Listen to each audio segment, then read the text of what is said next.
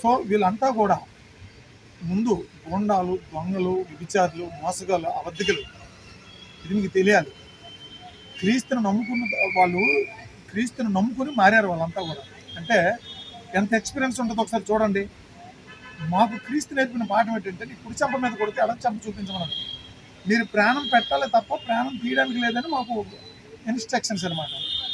కనుక మేము ప్రాణం ఎంతమందిని చంపినా సరే మేము ఊరుకుంటున్నామని చెప్పేసి మరి ఈ రకంగా మేము చేతగానే వాళ్ళని అనుకుంటే మరి మీరు బుద్ధి తక్కువ కాదో ఒకసారి మీరు ఆలోచించండి.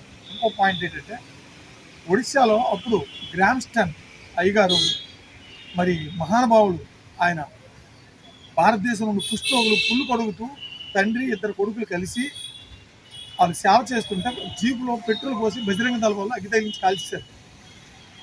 మీకు అర్థమవుతుందా? వాళ్ళు ఎప్పుడైతే తగలబెట్టారు, ఈరోజు ఎంతమంది క్రైస్తవులు రోడ్డు ఎక్కుతున్నారు చూసారా? వీళ్ళందరూ కూడా వాళ్ళ మరణం వల్లే. ఇది మీకు అర్థం కావాలి. గ్రామ్స్టన్ ఆ కుటుంబాన్ని చంపినందుకు ఎంతమంది క్రైస్తవులు వేశారంటే, మరి ఈరోజు ఒక పాస్టర్ ప్రవీణ్ పగడాల గారిని మీరు చంపి చూసారా? ఇంకొక 10 సంవత్సరాల్లో ఈరోజు ఎంతమంది మీరు చూస్తున్నారు? దానికి 10 అంతలు అవదని మీరు అనుకుంటున్నారా?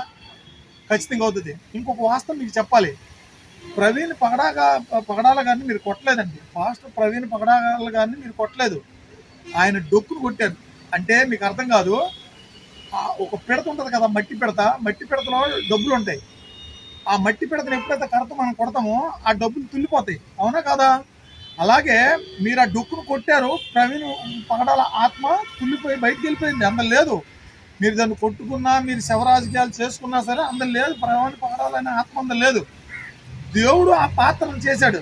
ఆ పిడత అనుకోండి, ఆ పాత్ర అనుకోండి, ఆ డొక్కు అనుకోండి, ఆ శవం అనుకోండి, ఆ బాడీ అనుకోండి, దాన్ని దేవుడే తయారు చేసి అందులో ప్రవీణ్ పగడాల గారు అనేటటువంటి పాస్టర్ ప్రవీణ్ పగడాల గారు ఆత్మ పెట్టారు. ఇప్పుడు ఆయన పని చేయించుకోవడానికి ఈ కిట్ని ఉపయోగించుకుంటే, దేవుడు చేసిన కిట్ని, దేవుడు పనికి పంపించిన ఆ కిట్ని మీరు కొట్టారు. దేవుడి చేతులు ఇప్పుడు మీరు తప్పించుకోవడం మీకు తప్పు కాదు. ఇకపోతే ముస్లిం సహోదరుల మీద ఇరికిస్తున్నారు మీరు. వాళ్ళు కాంప్రమైజ్ అయిపోయారు, ఒకరికొకరు తప్పు జరిగిపోయింది అని చెప్పేసి కాంప్రమైజ్ అయిపోయారు. మీరు కూడా అలాగా నేను కొడతామయ్యా, నువ్వు మా పట్ల తప్పు చేసావు, రాముడి గురించి లక్ష్మణ్ గురించి ఇలాగ అన్నావు అని మీరు కూడా కూర్చొని ఆయన నువ్వు తప్పు ఒప్పుకంటే ఒప్పుకుందేమో, ఒప్పుకుంటాడు కదా.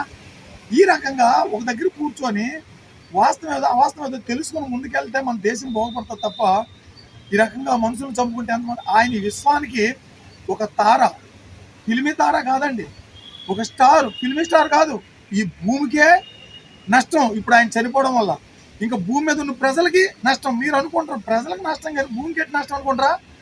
నాలిక బహు చిన్నది కానీ అదిరిపడుతుంది అని చెప్పేసి బైబిల్ చెప్పింది. ప్రపంచ చక్రానికి, విశ్వ చక్రానికి స్విచ్ పెట్టడం ఉంది. ఈ మధ్య పవన్ కళ్యాణ్ గారి మీద కూడా అంటున్నారు. అలా కాదండి, పవన్ కళ్యాణ్ గారు కూడా పూర్తిగా బైబిల్ ఉద్దేశాలకు అనుగుణంగా బ్రతికే విధానం అవుతుంది. అది అందరికీ తెలిసిన విషయమే.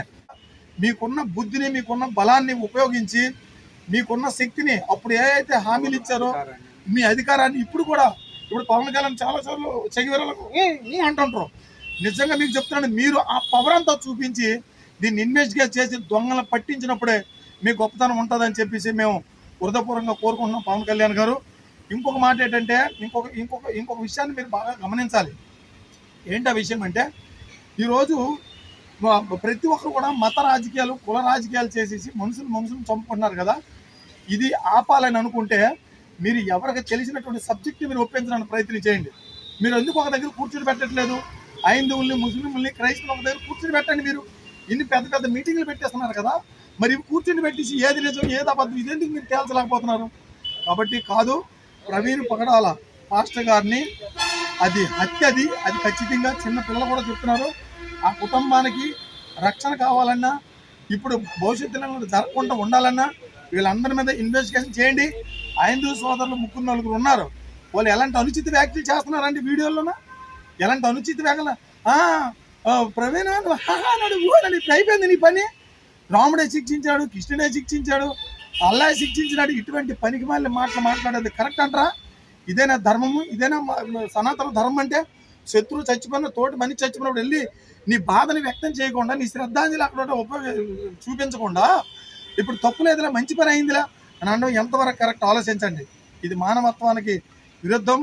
ఇది ఖచ్చితంగా మరి ప్రవీణ్ పగడాల కుటుంబానికి న్యాయం జరగాలి.